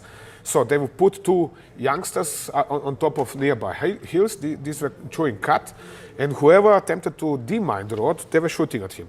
So, and it often took an entire brigade to punch through and to get through this pass in order to suppress these two guys who are hiding up there on the hills or something, and this took weeks and months. And eventually the Arab alliance, the Saudi and back then it was Saudi and Emirati led, gave up. They gave up advancing on Sana'a because it was insane. You cannot, you remove one roadblock and a few mines, and 1 kilometers further is but the same so problem far again. the Houthis haven't actively got into this. That's what's surprising me, because they have announced already that was it the first inning or the second inning they are going to do something, but then nothing happened. Okay, now the other point. Now, in this game that you see, and I'm going to ask you this, Rahul, where do you see the entire equation changing? Because we are also looking at the energy rates. We are looking at the cost that it's coming to for all the countries. Diesel has gone up, petrol has gone up, LNG has gone up, energy rates have gone up. In US itself has gone up by about 20 cents. And closer home, we are going to feel the pinch of it. So does it all now, from your point of view, boil down to who controls the Strait of Hormuz? That's a very good point, but I think that problem will be taken care of. I think this war will still linger on though. And the reason I'm saying it is because since he's talked about decentralization, imagine how difficult it is. If you're so decentralized, you can always control various pockets of the population. Right. The whole idea behind this war, now that we're being told, is to carry out a massive decapitation strike, soften up the regime weakens, they run out of weapons, and then the people say, okay, now's our time to strike. This is something that also happened during the first Iraq war, if you remember, or later on in Libya. Now, if that is the way you want to go about it, if this is so decentralized, it becomes problematic because these local potentates can keep control and still carry out atrocities, kill people and so on and so forth and keep them in line. So you might still have remnants of the IRGC in place. The other thing that they are thinking of doing is to using minority populations. And those minorities, they are hoping, like the Kurdis, etc., which is the largest minority in Iran, to come in there and fight a sort of guerrilla war. Now, all of that is going to take time. It's going to open up new frontiers, and it becomes very difficult then to control the theater. So I really feel that unless someone says, okay, let's, for the sake of appearances, have conversations, and that well could be it. You might have the Iranians suddenly saying that, look, we don't mind having a conversation, let's start the dialogue. Trump and everybody says, okay, this is our opportunity, we've got a bit of an off-ramp, let's get into the dialogue room, but still, what are you going to talk about? There's not going to be any conversation now. I think both sides have gone far beyond that. I'm just going to have boots on the ground. Let me just ask you. Let me ask you this. What if happens that the Kurds come in from the west? You have the Baloch coming in from the east. There is some influx which is happening from the north into Iran. And those who were on the streets in January, February, they like many reports say, they were pushed by the Mossad, etc. But after the top leadership is softened, after the top leadership is gone, there is no street patrol because it's all localized command. Can each of these localized people, those people who are there, now challenge the local commands and then take them over there? Now suddenly the street violence is spread all across Iran, across the streets, and it's down on the streets, and there is no Basij militia, there is no IRGC, there is no air support. There's no intelligence gathering either. Because this Iranian opposition theoretically should be well organized, but it is not. It is full of enthusiasm, no dispute about this. It is full of this cry for freedom. Absolutely no dispute about this. I wish them all the best. But they are so disorganized and they are so much refusing to listen to advice. They do not even understand that what has happened to them in January was the same that has happened to the Syrians in 2011. And that by the same people, because it was also the IRGC that was sent to Syria to murder the Syrians. So what to expect for them? They are advice resistant, they know better, but don't know anything at all. This is why I'm so skeptical about this. This is the essence of it. In this case, in January, there were no armed personnel along with the protesters.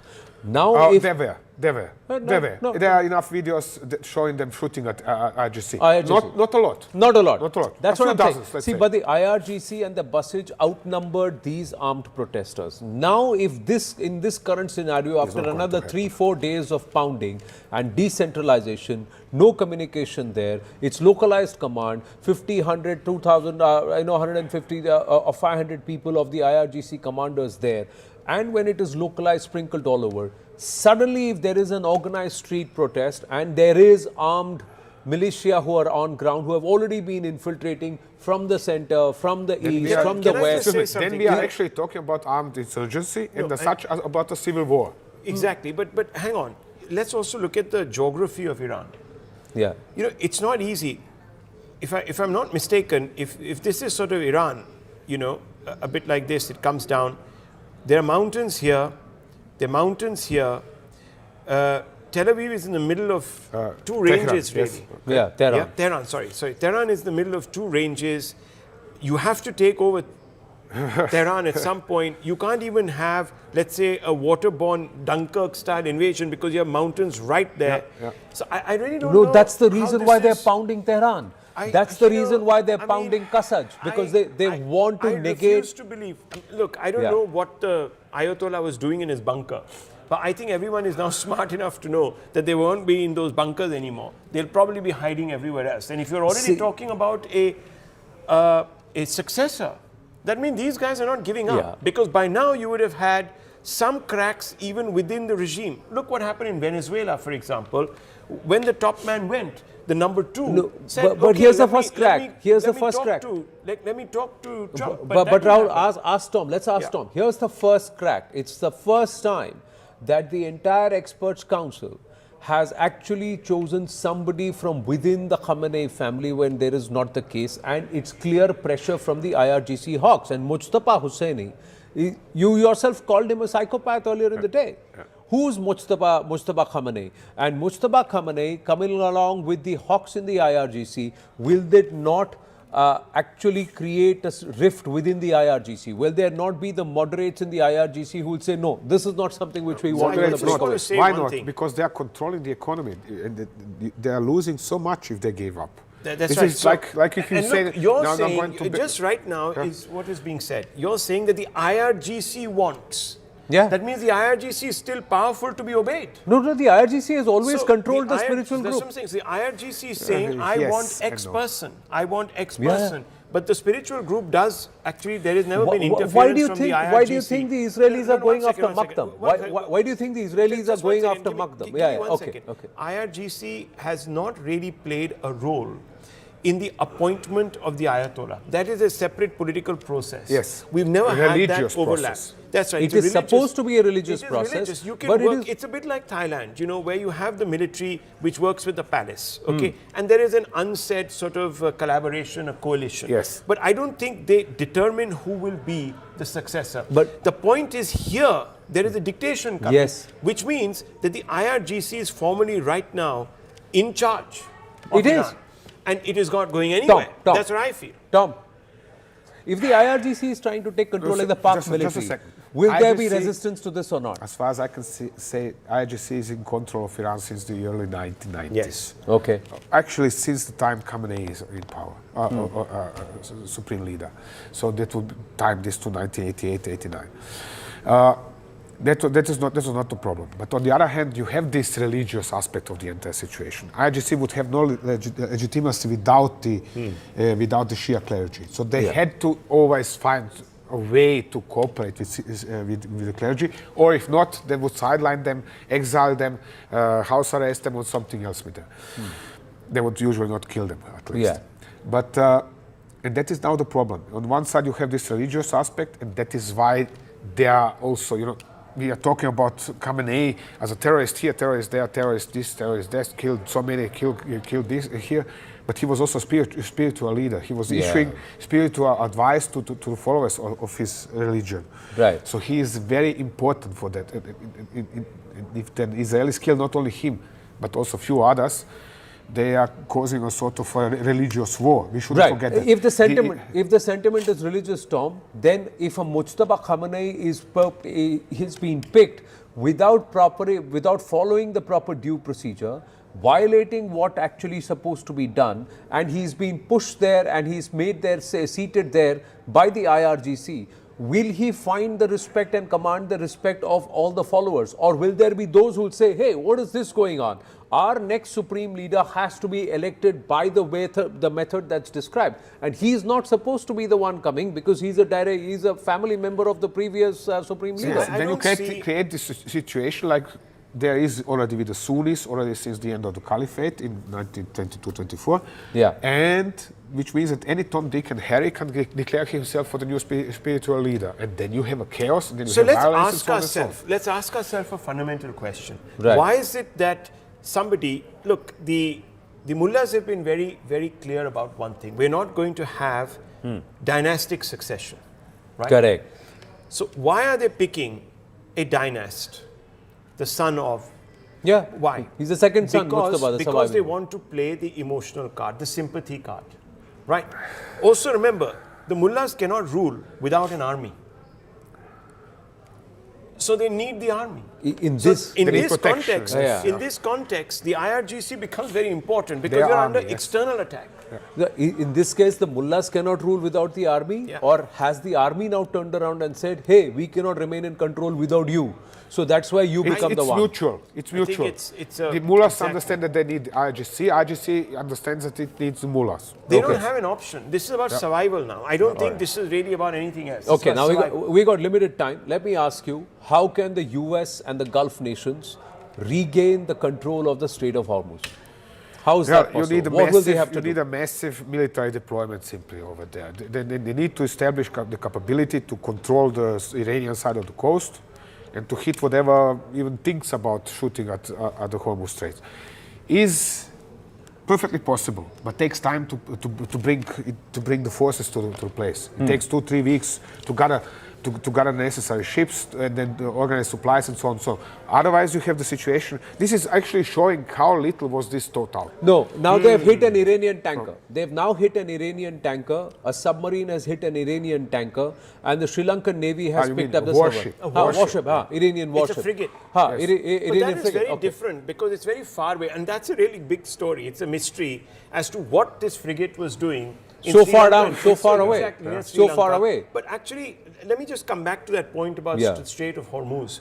What is the one big bargaining chip that this regime in Tehran has? The chokehold over the Strait of Hormuz. Without that, what do they bring to the table? So how do they make sure that Trump and Israel and the allies are paying a cost? Without being able to control that Strait of Hormuz, they actually lose leverage. And that's the point I'm trying to make. They will do everything in their power to try and continue to control the Strait of Hormuz, where he comes in when he says, then you need a lot of deployment. Now imagine, Trump has only got supposedly the support of 50% of the people going into this war back home. One ship sinks. One military US ship sinks. It's going to look terrible. And this entire public opinion will get absolutely. No, but that's the the reason political why class will go the other way. That's the reason why. But if you look at it, with each passing day, the number of missiles fired by the Iranians has come down, and especially in this region. And the kind of pounding they are getting, they are also having their own ammunition dumping depleted. Now, why is it that they have not focused on pounding the Iranian side and also those small islands there? They have pounded. It's not the question. If we just don't get to see this, so I know this from personal contact. We can show it on that map. Which you have pulled out very nicely for us. I'm just going to continue talking. Because we've run out of time. So what we're going to do is we're going to pull this map out and we're going to also show you how the Strait of Hormuz is now going to be defended or secured away from the Iranians, even as Trump promises an insurance and says, all right, we'll take care of your security, we'll allow trade to happen. How they're going to do that? If we can get a handheld camera here very quickly. I just want to show you this because it's very interesting and it's just going to open up. This is a dashboard. It's actually prepared by an institute that is at some level. INSS in Israel, a think tank in Israel. It's an Israeli think tank, but which has a connect with the military there. But I just want to see this. It's an interactive map and it's very interesting because as we open it here, can we cut to that, please? Yeah. That's right. Now you see it's the Lion's Roar, Epic Fury. And it's going to open. It's taking a little bit of time. There it comes up. There it comes up on my screen. And if you begin to look at this map, we're hoping to get a signal here. Oh, hell. There we go. There we go. Yay. There's a signal. There we are. And that's away it. from Iran. Now you see this? This is the coastline of Iran. And you that's can the see Strait this. of Hormuz. You see that you there can are see the Strait strikes. of Hormuz. There you go. All of these areas are being hit. There's some active strikes going on. That's the... over the last 4 days. But you can expect, you can assume with high degree of dependency, conclusion that they are continuously striking this area. Right. So the red zones are the ones that are hot. There's still heat signatures, heat maps that are coming in. It's coming in from the Israelis. It's a think tank. Strikes, yes. But we'll tell you more and we'll show it to you on the bigger screen when we come back after a short break. On that note, we're going to call it a pause here on Take 3, but our rolling coverage on the other side. Stay with us.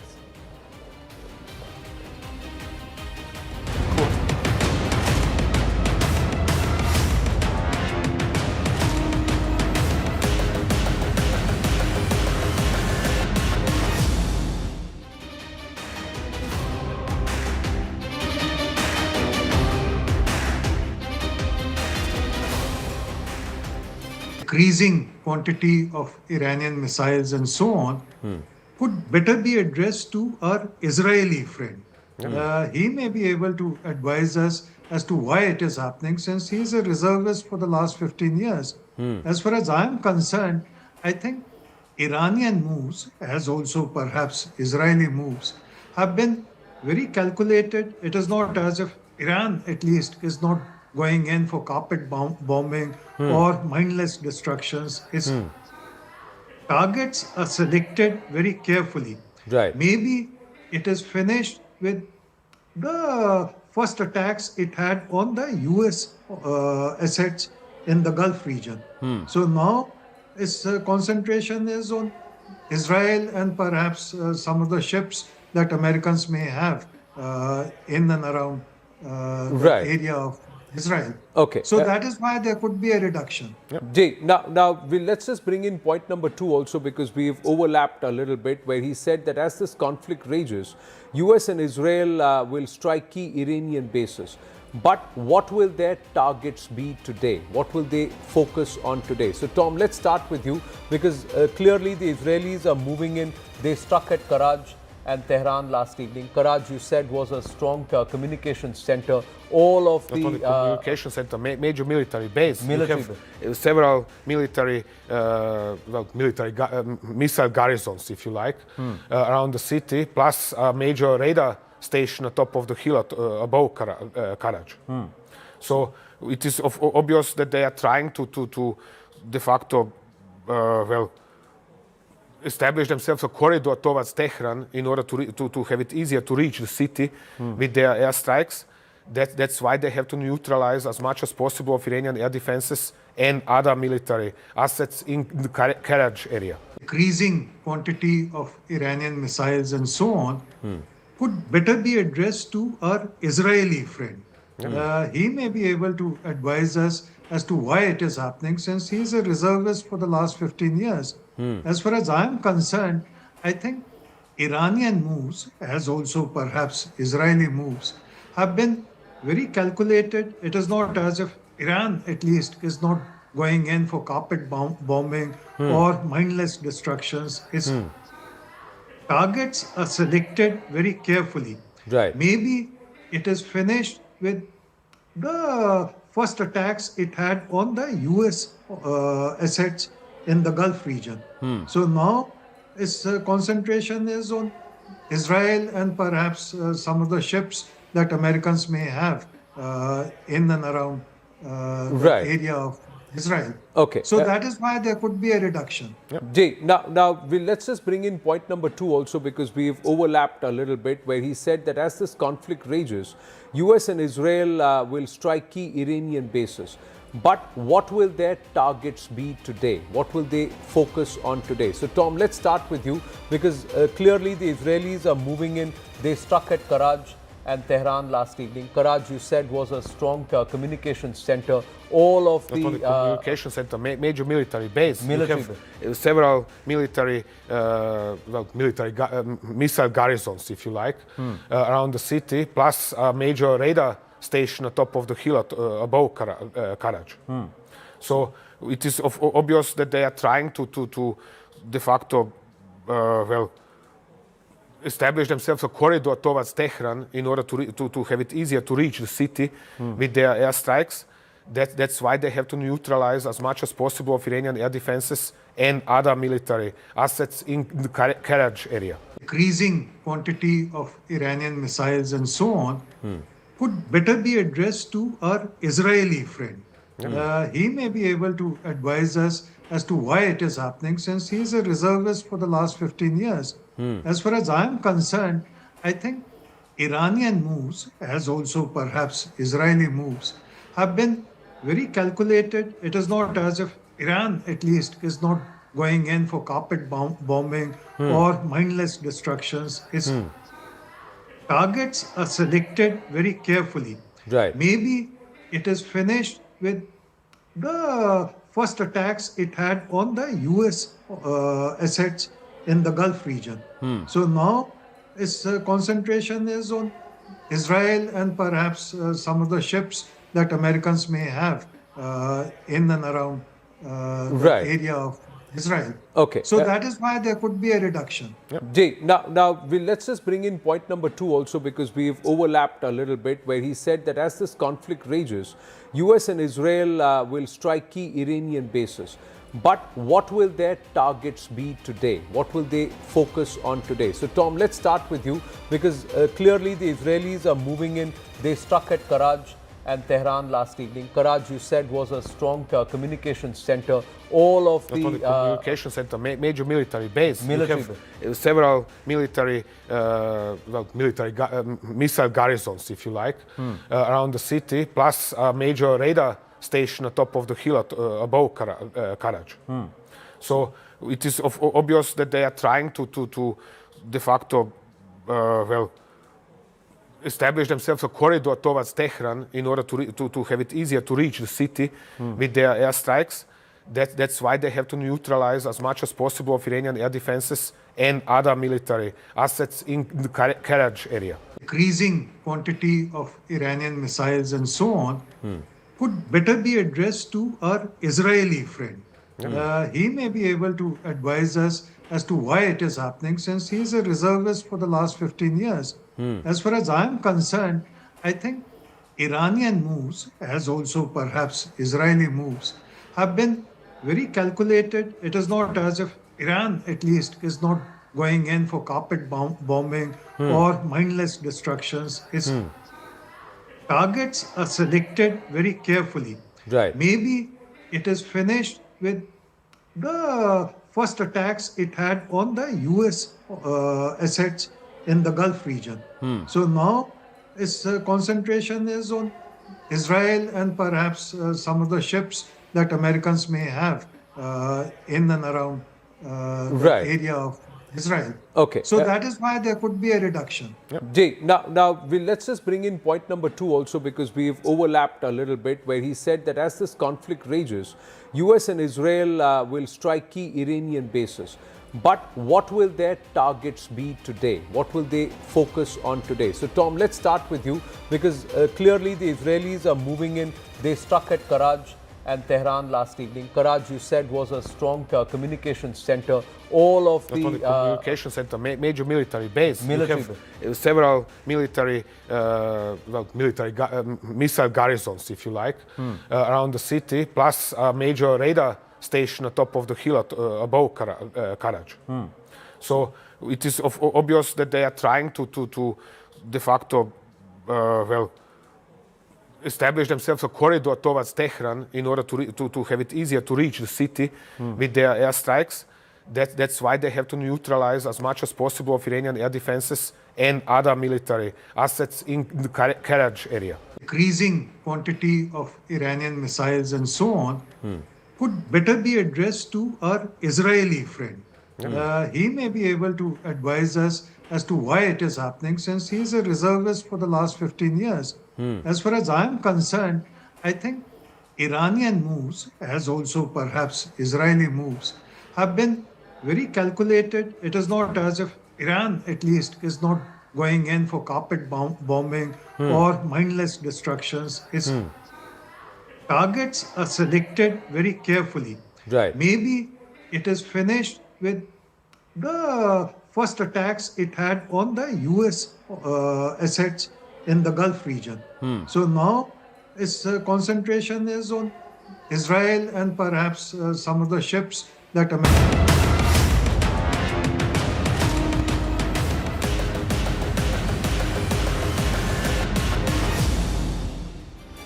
Welcome back. You're watching CNN News 18 and I'm Poonam Burde. Our coverage on the war in the Middle East continues. We do have updates coming in minute by minute, ground presence like no other channel to give you a sense of what exactly is transpiring in Tehran, in Israel and the rest of the Arab world that seems to be facing the brunt of what's transpiring. It's day 5 of the war and there is no let-up. But before we get to the details, here are the headlines.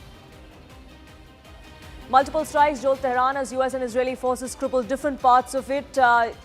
Several parts of the city targeted by US and Israeli forces.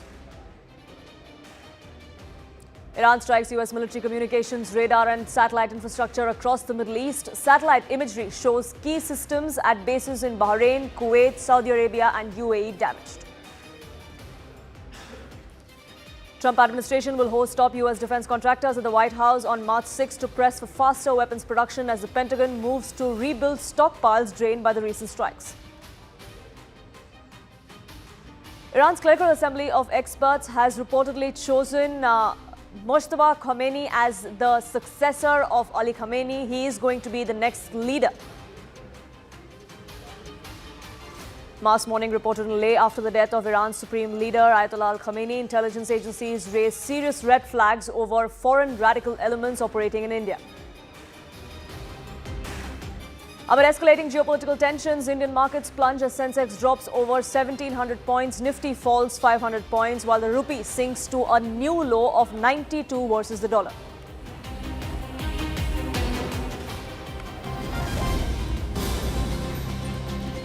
And before we get you what's happening in the Middle East, here's some political quake that seems to be happening in India here. In fact, in Bihar's political circles, there is speculation that's growing that Chief Minister Nitish Kumar is likely to step down from the helm of affairs. He's expected to get a ticket to the Rajya Sabha next. That's what we're learning now. Remember, he's the longest serving Chief Minister of Bihar. He's been a 10-time Chief Minister. Is that era going to end?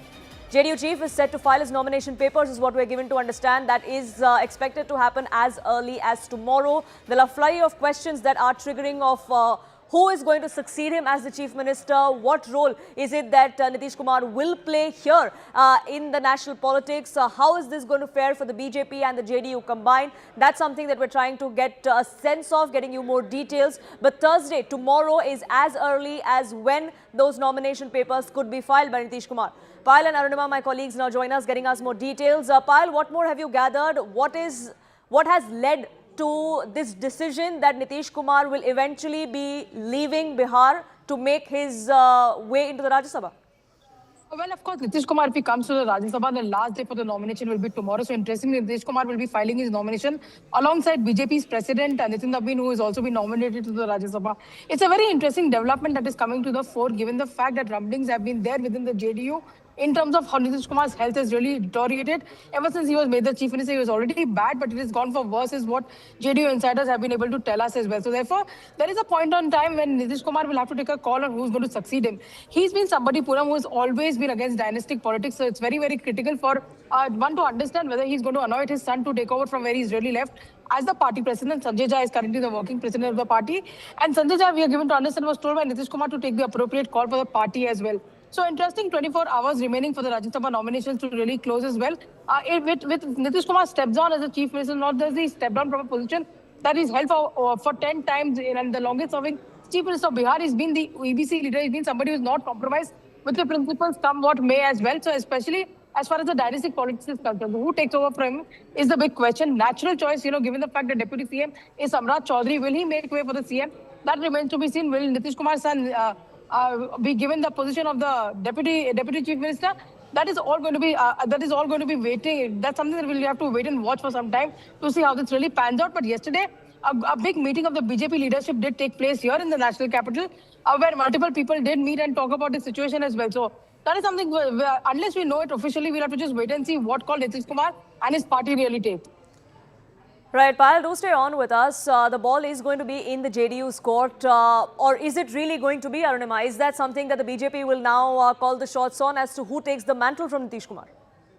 See, when the Bihar election campaigning was happening, if you recall, Bharatiya Janata Party took some time before it came out cleanly and said that nobody but Nitish Kumar will be their CM face. Home Minister Amit Shah had to make that clarification because the opposition was utilizing their previous statements where the BJP leadership was only willing to state that, the NDA is fighting elections under Nitish Kumar. That was being seized by opposition to say that Nitish will be removed once, NDA wins this Bihar assembly. And that had a sense of discomfort amongst Nitish supporters. I think Bharatiya Janata Party and JDU both acknowledge and accept that the massive mandate that NDA has seen in Bihar was in the name of Nitish Kumar. There was absolutely no anti-incumbency in his name. So 3 months after, that historic mandate, will it be politically prudent for Nitish Kumar to be replaced? That's challenge number one for NDA. But then those who are pushing for BJP to take over in the chief minister's post are also pointing out to the numbers.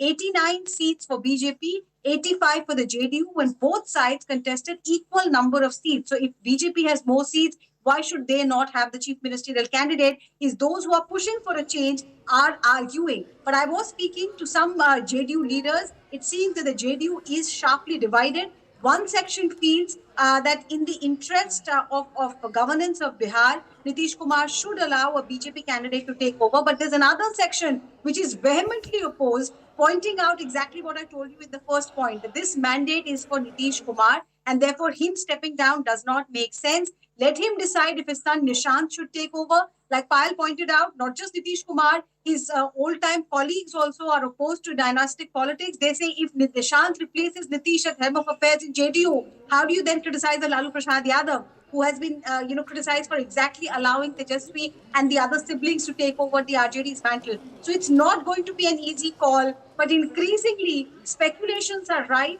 that in the next half hour or so, around 6 p.m. today, perhaps we will see that political earthquake in Bihar. Right. Right, Payal and Arunima, thank you so much for getting us the latest on that front. We are shifting focus now to updates coming in as far as the war in the Middle East is concerned. There is more information that's now trickling in, and this is about a particular attack that seems to have come to the fore. Anand Narasimhan will be joining us, getting us more details of what exactly is transpiring there. But it looks like Iran has now targeted a NATO member, Turkey. Turkey shot down the Iranian missile as well. There's more information that's trickling in via our investigations editor, Manoj Gupta, as well. Anand, what more can you share with us? Well, there was an international fleet review that happened, that is the India Milan 2026. It was a multinational naval exercise, an international fleet review in Vizag in February. Now, after this Iranian frigate that took part in it was way out of Indian waters. It was in international waters, and it was returning to home via the standard westward routing south of Sri Lanka. And that's where this attack has happened. No side has actually claimed responsibility for this attack. So nobody knows who's sunk this, but they know it's a submarine attack. Nearly 100 people are feared dead, but the Sri Lankan Navy jumping in the moment there was an SOS call. We're given to understand that Bharat also sent across planes to try and take a recce of what has actually transpired and where it's transpired. But it was the Sri Lankan Navy that was one of the first responders, and they have been able to rescue about 32 people. Maybe from their accounts we would be able to know what exactly happened, but we are given to understand that this is a single underwater explosion causing a catastrophic hull breach, rapid flooding and sinking within minutes. The distress call came from this ship, this frigate, this warship, Iranian warship, between 5:08 and 5:30 a.m. this morning. So in a matter of 20-25 minutes, the damage inflicted on this frigate has been so heavy that the ship sank. But we are given to understand that this happened about 40 nautical miles south of Gaul. So that's deep in the Indian Ocean. But given that it's now transpiring in the Indian Ocean as well, it's much closer home for India. How is India looking at all of this? Well, the war one can look at it as spreading very, very fast, very soon. But the other thing is that we can look at the objective of the US-Israeli epic fury. They want to reduce and totally defang the Iranian Navy. And that's exactly what they seem to be focused on. The Iranian Navy has about 13 to 26 differently abled, capabilities of warships, which also include mini submarines, these frigates. There were a few corvettes that had been sunk. So far, America claims about 13 to 15 such ships have been negated. So that means they've really weakened the Iranian Navy. And there's a reason why they are doing this. Because the moment the Iranian Navy is weaker, they cannot try and take control over the Strait of Hormuz. So they need the Navy in place for them to effect any kind of control or patrolling to try and block the Strait of Hormuz. And over the next 48 hours, we'll also see all kinds of Iranian defense that's been put for SAMs or surface-to-air missiles or even ground bases, which they have done in and around the Strait of Hormuz, being decimated so that the straits are open and the commercial viability or this entire oil and energy crisis that's going to be created, and there's a certain level of alarm across the world, that is assuaged. Well, we'll have to look at how it spills over, for how long it lasts as well. But for the moment, Anand, thank you so much for getting us the latest on that. And like we've been talking about, it's day 5 of the war in the Middle East. For how long is there going to be this war that continues? For how long can Iran, the United States and Israel, the 3 stakeholders really, keep the pressure on each other? Because it's not just the 3 of them that are bearing the brunt anymore. There are several other stakeholders that are caught in the midst of this entire crisis, including Gulf nations who cannot afford to be caught in the midst of this war, a war that's not theirs to begin with. But now we have more information that's now trickling in. There's more breaking news that's coming in as well. But before we get to those inputs, here's a look at what has transpired so far. There's proof on camera. There are videos that are being released from all sides, and now there is satellite imagery to show the extent of damage that has taken place. These are pictures, these are satellite imageries that are coming in from both Israel and from Tehran. But first, let's take you through what has transpired in Tehran and what really the damage has been.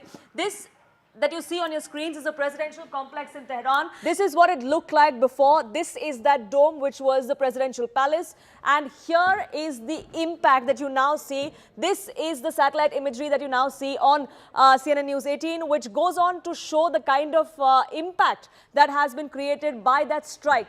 The judiciary complex bears a similar look in Tehran as well. There is this image that came in from before the strike, and then you see that particular image. There are several parts from this image where you see all of those buildings intact, and then you look at this particular picture where there are several gaping holes, so to say.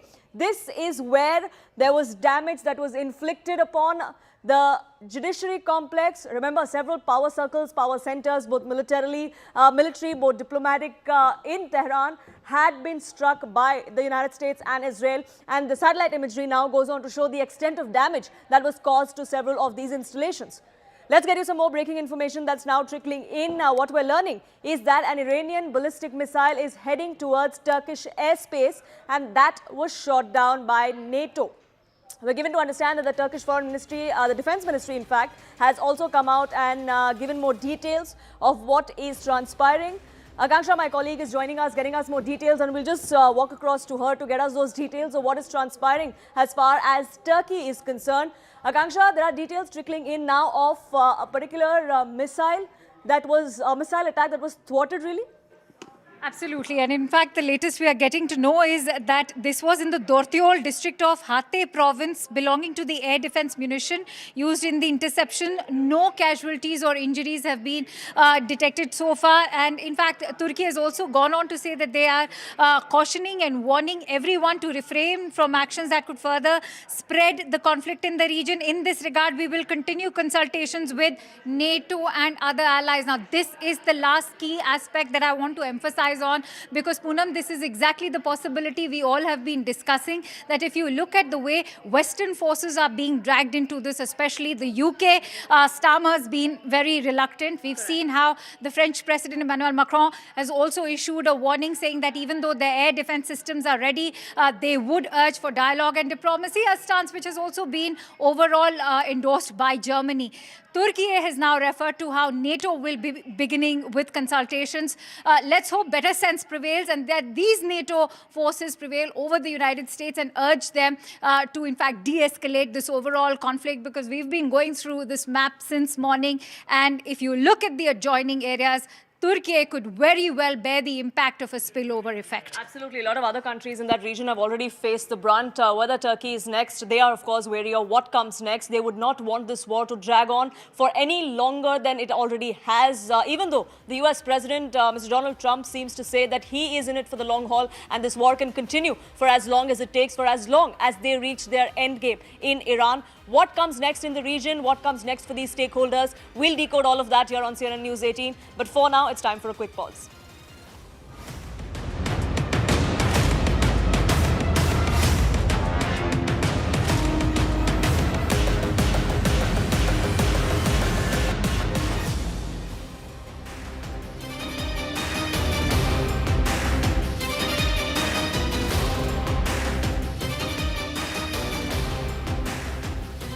Increasing quantity of Iranian missiles and so on could better be addressed to our Israeli friend. He may be able to advise us as to why it is happening, since he is a reservist for the last 15 years. As far as I'm concerned, I think Iranian moves, as also perhaps Israeli moves, have been very calculated. It is not as if Iran, at least, is not going in for carpet bombing or mindless destructions. Its targets are selected very carefully. Right. Maybe it is finished with the first attacks it had on the US assets in the Gulf region. So now its concentration is on Israel and perhaps some of the ships that Americans may have in and around the area of Israel. Okay. So that is why there could be a reduction. Jay, now let's just bring in point number 2 also, because we've overlapped a little bit, where he said that as this conflict rages, US and Israel will strike key Iranian bases. But what will their targets be today? What will they focus on today? So Tom, let's start with you, because clearly the Israelis are moving in. They struck at Karaj and Tehran last evening. Karaj, you said, was a strong communications center. All of Not only the communication center, major military base. You have several military, missile garrisons, if you like, around the city, plus a major radar station atop of the hill above Karaj. So it is obvious that they are trying to de facto, establish themselves a corridor towards Tehran in order to have it easier to reach the city with their airstrikes. That's why they have to neutralize as much as possible of Iranian air defenses and other military assets in the Karaj area. Increasing quantity of Iranian missiles and so on could better be addressed to our Israeli friend. He may be able to advise us as to why it is happening, since he is a reservist for the last 15 years. As far as I'm concerned, I think Iranian moves, as also perhaps Israeli moves, have been very calculated. It is not as if Iran, at least, is not going in for carpet bombing or mindless destructions. Its targets are selected very carefully. Right. Maybe it is finished with the first attacks it had on the US assets in the Gulf region. So now its concentration is on Israel and perhaps some of the ships that Americans may have in and around the area of Israel. Okay. So that is why there could be a reduction. Jay, now let's just bring in point number 2 also, because we've overlapped a little bit, where he said that as this conflict rages, US and Israel will strike key Iranian bases. But what will their targets be today? What will they focus on today? So Tom, let's start with you, because clearly the Israelis are moving in. They struck at Karaj and Tehran last evening. Karaj, you said, was a strong communications center. All of Not the only communication center, major military base. You have several military, missile garrisons, if you like, around the city, plus a major radar station atop of the hill above Karaj. So it is obvious that they are trying to de facto, establish themselves a corridor towards Tehran in order to have it easier to reach the city with their airstrikes. That's why they have to neutralize as much as possible of Iranian air defenses and other military assets in the Karaj area. Increasing quantity of Iranian missiles and so on could better be addressed to our Israeli friend. He may be able to advise us as to why it is happening, since he is a reservist for the last 15 years. As far as I'm concerned, I think Iranian moves, as also perhaps Israeli moves, have been very calculated. It is not as if Iran, at least, is not going in for carpet bombing or mindless destructions. Its targets are selected very carefully. Right. Maybe it is finished with the first attacks it had on the US assets in the Gulf region. So now its concentration is on Israel and perhaps some of the ships that Americans may have in and around the area of Israel. Okay. So that is why there could be a reduction. Jay, let's just bring in point number 2 also, because we've overlapped a little bit, where he said that as this conflict rages, US and Israel will strike key Iranian bases. But what will their targets be today? What will they focus on today? So Tom, let's start with you, because clearly the Israelis are moving in. They struck at Karaj and Tehran last evening. Karaj, you said, was a strong communications center. All of Not only communication center, major military base. Military you have several military, missile garrisons, if you like, around the city, plus a major radar station atop of the hill above Karaj. So it is obvious that they are trying to de facto, establish themselves a corridor towards Tehran in order to have it easier to reach the city with their airstrikes. That's why they have to neutralize as much as possible of Iranian air defenses and other military assets in the Karaj area. Increasing quantity of Iranian missiles and so on could better be addressed to our Israeli friend. He may be able to advise us as to why it is happening, since he is a reservist for the last 15 years. As far as I am concerned, I think Iranian moves, as also perhaps Israeli moves, have been very calculated. It is not as if Iran, at least, is not going in for carpet bombing or mindless destructions. Its targets are selected very carefully. Right. Maybe it is finished with the first attacks it had on the US assets in the Gulf region. So now its concentration is on Israel and perhaps some of the ships that Americans may have in and around the area of Israel. Okay. So that is why there could be a reduction.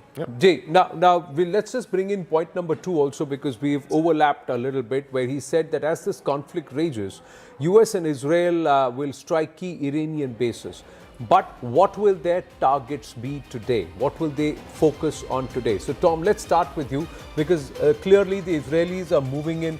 They struck at Karaj and Tehran last evening. Karaj, you said, was a strong communications center. All of Not only communication center, major military base. You have several military, missile garrisons, if you like, around the city, plus a major radar station atop of the hill above Karaj. So it is obvious that they are trying to de facto, establish themselves a corridor towards Tehran in order to have it easier to reach the city with their airstrikes. That's why they have to neutralize as much as possible of Iranian air defenses and other military assets in the Karaj area. Increasing quantity of Iranian missiles and so on could better be addressed to our Israeli friend. He may be able to advise us as to why it is happening, since he is a reservist for the last 15 years.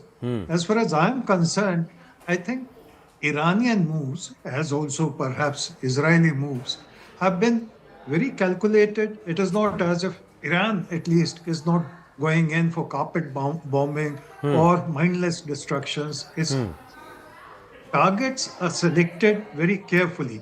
Right. Maybe it is finished with the first attacks it had on the US assets in the Gulf region. So now its concentration is on Israel and perhaps some of the ships that Americans may have in and around the area of Israel. Okay. So that is why there could be a reduction. Jay, let's just bring in point number 2 also, because we've overlapped a little bit, where he said that as this conflict rages, US and Israel will strike key Iranian bases. But what will their targets be today? What will they focus on today? So Tom, let's start with you, because clearly the Israelis are moving in. They struck at Karaj and Tehran last evening. Karaj, you said, was a strong communications center. All of Not only communication center, major military base. You have several military, missile garrisons, if you like, around the city, plus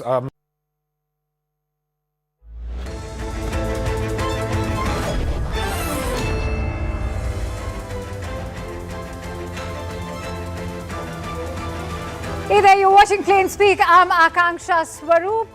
Let's quickly bring you the developments fresh at 6 p.m. This is part of our live and rolling coverage on the war in Iran. Let's get started. Multiple strikes jolt Tehran as US and Israeli forces crippled different parts of Tehran which were targeted by US-Israeli forces. Israel has used precision bombs to target Iranian defenses. Iran strikes US military communications, radar and satellite infrastructure across Middle East. Satellite imagery is already showing bases in Bahrain, Kuwait, Saudi Arabia and UAE all have been damaged. Trump administration is all set to host top US defense contractors at the White House on 6th of March to press for faster weapons production. This as the Pentagon moves to rebuild stockpiles drained by recent strikes on Iran and other military operations. Iran's clerical assembly of experts has reportedly chosen Mujtaba Khomeini, son of the late Ali Khomeini, as the next supreme leader or the Ayatollah under reported pressure from the Revolutionary Guard's Corps. Mass mourning reported in Leh in India after the death of Iran's supreme leader Ayatollah Ali Khomeini. Intelligence agencies have raised serious red flags over foreign radical elements now operating in India. Amid escalating geopolitical tensions, Indian markets are plunging as Sensex has dropped by over 1,750 points and Nifty is falling by 530. This while the rupee sinks 66 paise to an all-time low of 92.15 versus the US dollar.